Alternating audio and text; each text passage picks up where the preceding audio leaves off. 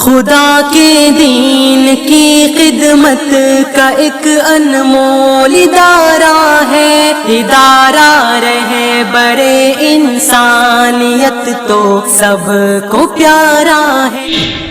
آج مسلمان گھروں کا حال یہ ہے کہ صبح کے وقت میں 7-8 بجے تک مسلمان گھروں میں مسلمان عورتیں بھی نماز پڑھنے کو اٹھنے کو تیار ہیں۔ مسلمان گھروں میں نماز نہیں، مسلمان کے گھروں میں قرآن کی تلاوت نہیں۔ کیوں؟ نبی پاک نے کیا فرمایا تھا میری بہنوں؟ نبی پاک نے فرمایا تھا کیا؟ دیکھو کتنا پیارے الفاظ مجھے یاد آتے جا رہے ہیں۔ دیکھو ہمارے ذہن بڑے تھکے ہوئے ہوتے ہیں کیونکہ لگاتار سفر ہوتے ہیں، بلوانے والی ذات صرف کس کی ہے؟ اللہ کی ہے۔ دیکھو میرے نبی کے وہ الفاظ یاد آ گئے، میری بہنوں تمہارے لیے میں کہہ رہا ہوں، نبی نے کیا فرمایا؟ زینوا بیوتکم بالصلاۃ وبالقرآن۔ او میری بہنوں، نبی نے فرمایا ہے کہ اپنے گھروں کو سجاؤ۔ دیکھو جملے نبی کے، میری بہنوں سنو، نبی نے یہ کہا ہے کہ اپنے گھروں کو سجاؤ، اپنے گھروں کو سجاؤ۔ اب آپ پوچھیں گے مفتی صاحب نبی نے ماربل بھی بتایا، ہم نے کون سا لگانا؟ جب نبی نے بولے گھروں کو سجاؤ تو ماربل بتائیں گے کون سا لگانا، بیڈ روم کیسا بنانا، فرنیچر، ارے بولو کون سا لانا؟ نبی نے کہا نا کہ گھروں کو سجاؤ۔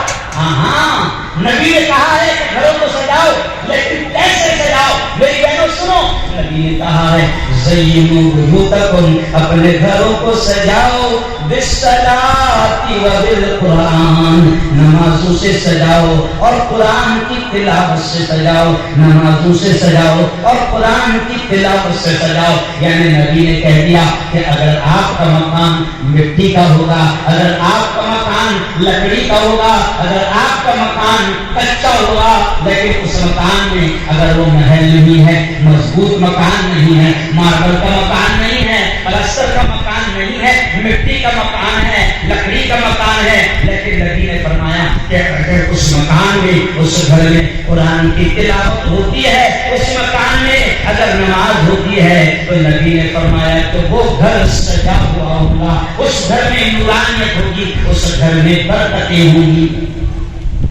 آج پریشان ہے مولانا، شاندار گھر بن گئے، اللہ کا شکر ہے مولانا، پہلے جیسی غریبی ارے بولو نہیں رہی، بہترین کھا رہے ہیں، 2-3 آئٹم اللہ کھلا رہا ہے، ابھی 2-3 آئٹم کھا کے آیا تو بھائی کس کے گھر پہ کھایا بتانا؟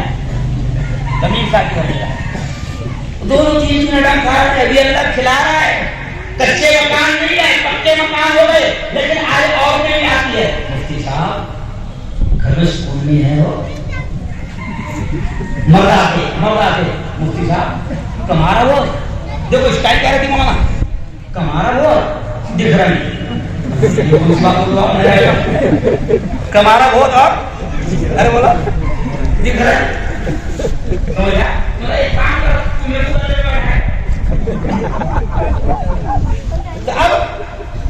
اب شکایت یہ کرتے ہم لوگ کہ کمارا بہت دکھ رہا ہے۔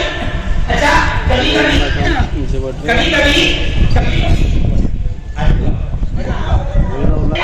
کمائی میں برکتیں نہیں رہی، پہلے باوا 50 روپے روز کماتے تھے، پورے 5 بچے کھاتے تھے، آج 5 بچے 500 روپے روز کمانے سب پڑ جائے۔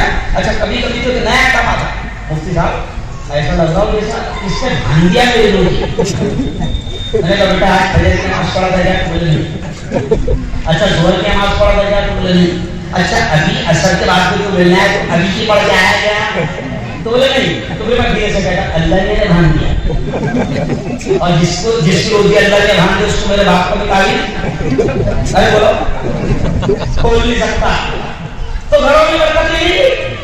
میں ایک بنگلے کا ادھارن دیا مولانا، شاندار 1.5 کروڑ کا بنگلے کا ادھارن دیا، 1 مہینے کے بعد میں وہ بنگلے کا مالک بولتا مفتی صاحب میری عورت بولتی وہ اپنے پرانے گھر میں چلو، اور 1.5 کروڑ کا بنایا ہے، کتنے کا؟ 1.5 کروڑ کا۔ تو وہ عورت کیا بولتی؟ نہیں ایسے لگتا ہے کھانے کو جاؤ، ایسا لگتا ہے کاٹلا میری تم نے اس میں نماز پڑھی ابھی تک کے؟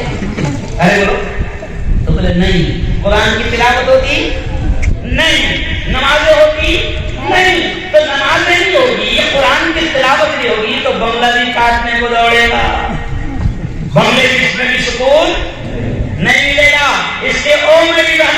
دیکھو دو لہریں کورونا کی آ کر چلی گئی ہے، تیسری لہر میں بھروسہ نہیں کہ ہم دنیا میں رہیں گے یا نہیں رہیں گے. تو میرے نبی نے فرمایا ہے کہ عقل مند وہ ہے، ہوشیار وہ ہے، چالاک وہ ہے جو مرنے سے پہلے مرنے کی تیاری کرے.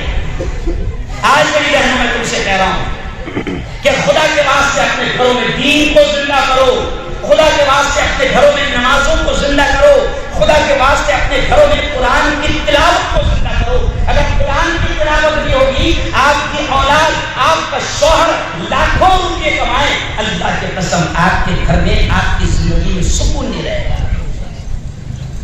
رہے برے انسانیت تو سب کو پیار